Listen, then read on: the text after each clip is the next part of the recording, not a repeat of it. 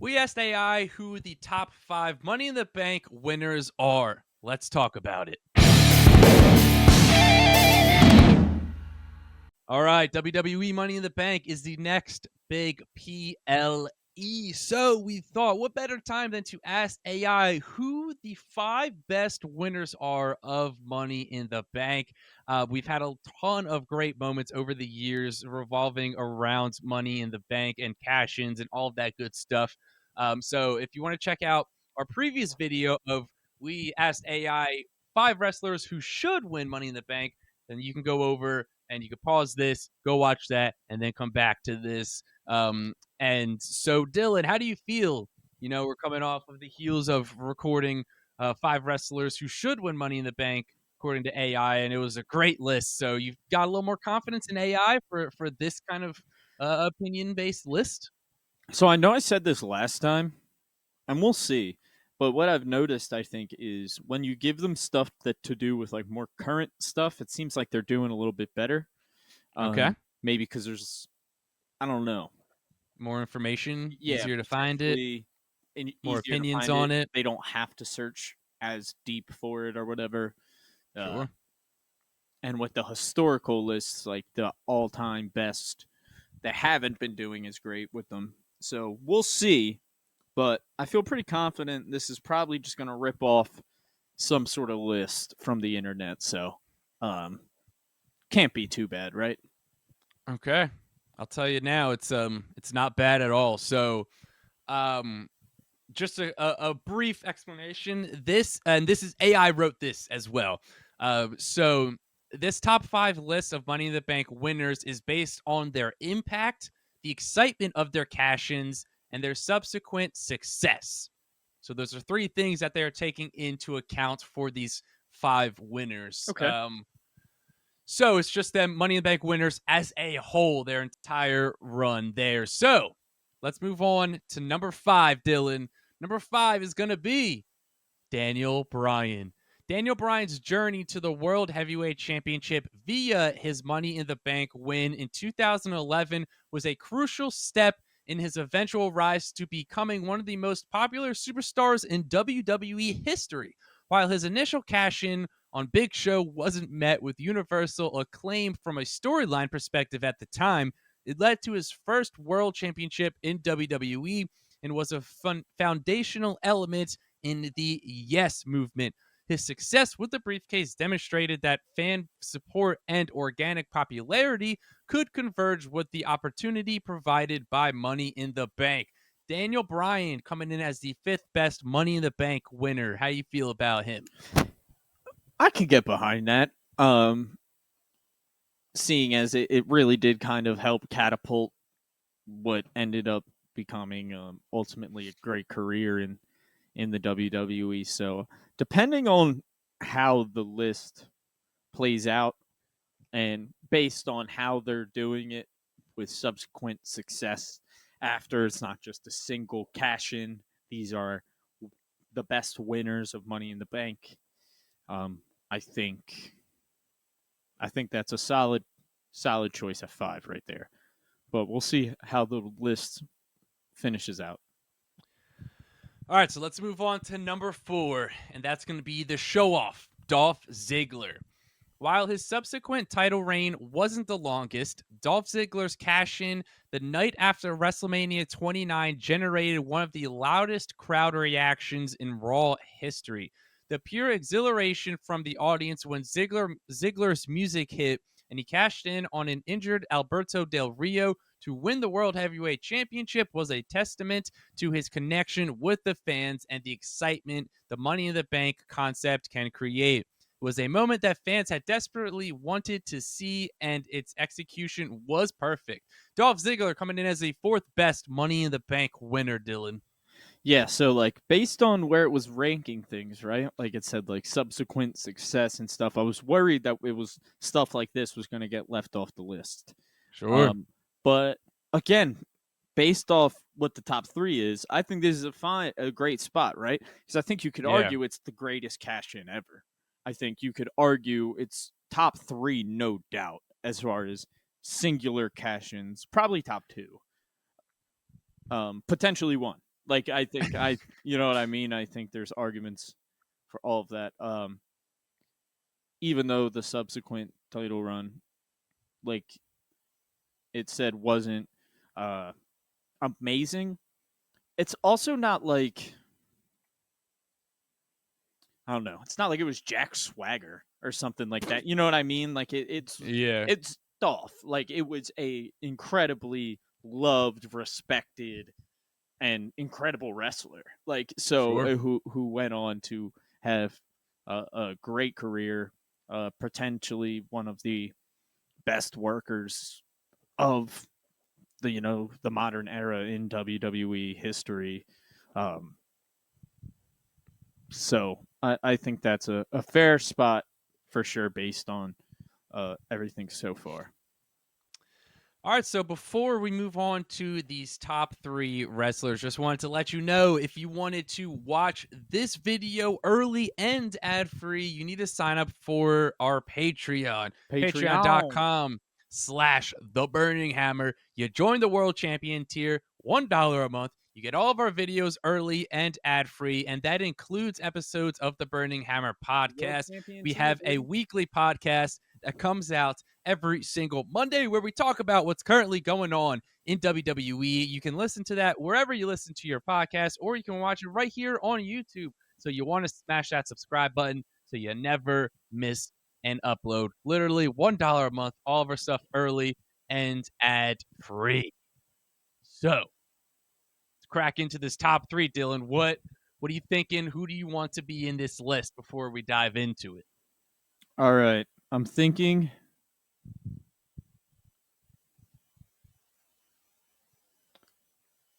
Punk, Seth. This isn't the order. These are just the Okay. 3. I think Seth should be 1. Um, I think Punk should be there.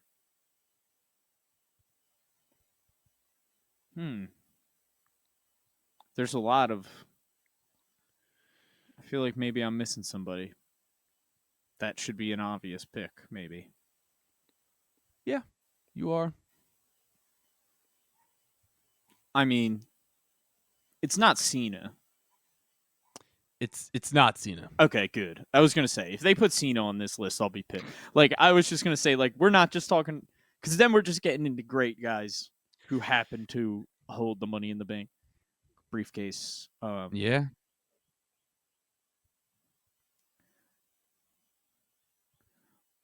The Miz. I'm gonna go The Miz, Punk, Seth. Okay. So let's move on to number 3 here. You've got CM Punk. Okay. CM Punk is the only superstar to win Money in the Bank ladder match twice and successfully cash in both times. His first cash in on Edge in 2008 was a significant step in his rise, but his second cash in on Jeff Hardy at Extreme Rules in 2009, turning heel in the process, was particularly impactful. Punk's runs with the briefcase and his ensuing championship reigns were instrumental in establishing him as a main event player and a voice of the voiceless. CM Punk coming in at number 3, Dylan. How do you feel about that? Yeah, I think that's based on. I guess it depends who 2 is and 1. But I think that's fine. Punk has to be on this list, right? Winning the match alone, winning the match twice alone should put you on the list, right? Sure. Especially when you successfully cash in twice. It was also 2 years in a row. But then on top of that, it's CM Punk. Like then CM Punk went on to have the career he had. There's an argument he should be 1 when you're really thinking about the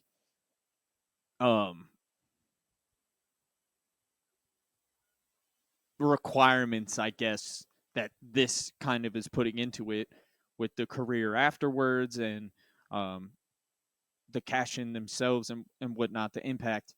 Because I think, like I said, I'm confident Seth will be on here, and I think that there's an argument to be made between the 2 of them on who is the better Money in the Bank winner, right?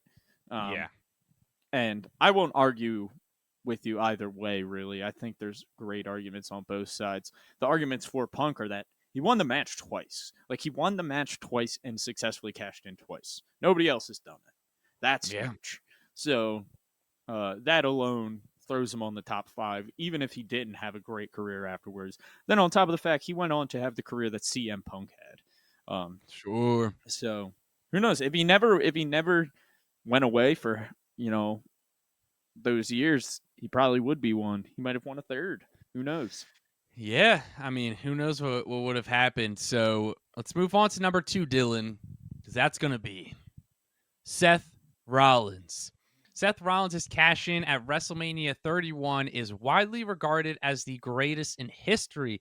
Interrupting the main event between Brock Lesnar and Roman Reigns, Rollins created an unforgettable moment by turning that singles match into a triple threat and pinning Reigns to win the WWE World Heavyweight Championship.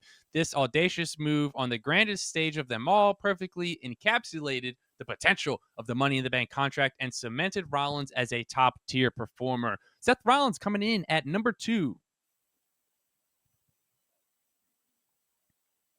I'm so confused on who one is going to be. I'm missing somebody. Like, I have to be forgetting about somebody. Okay. But Seth. I think there's great arguments. I mean, he cashed in the main event of WrestleMania, and then he went on to become what he is right now. So I think that's really all you got to say about it. I mean, he's arguably the best in the world at what he does. Obviously, that's coming from a huge Seth Rollins guy, but I think just about any wrestling fan won't argue you too hard if you say that you got Seth Rollins as your number one guy, because he's so incredible in the ring, so incredible on the mic, so incredible as a character.